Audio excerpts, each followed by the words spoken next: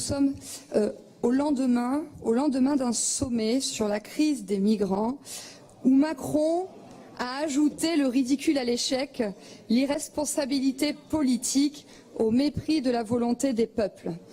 La question de l'immigration est un sujet qui restera sans fin tant que les bonnes décisions ne seront pas prises. Et tant que les euro-gaga pro-immigrationnistes convaincus, dont beaucoup siègent dans cet hémicycle, resteront enfermés dans leur dogmatisme et sourds au verdict des urnes, et oui, ça vous fait mal, mais c'est la vérité, nous ne verrons pas le bout du tunnel. Vous répandez votre idéologie immigrationniste à tous les étages et à tous les âges.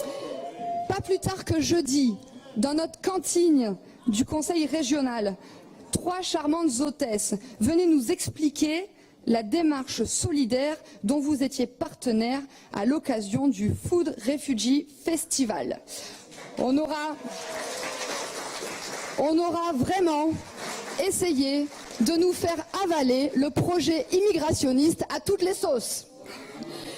Et pire que tout, au printemps, à l'occasion du printemps de la diversité, vous avez invité Rokhaya Diallo, qui est ni plus ni moins que l'organisatrice des camps réservés aux Blancs et qui ose tout jusqu'à dire que les compresses blanches des hôpitaux sont racistes. Déstabilisation, etc. Il y a quelques jours, je lisais Sud-Ouest qui titrait « On ne tient plus le terrain ». On y parlait, non mais écoutez bien quand même, on y parlait de caillassage des voitures de gendarmerie et de rassemblement pendant le ramadan.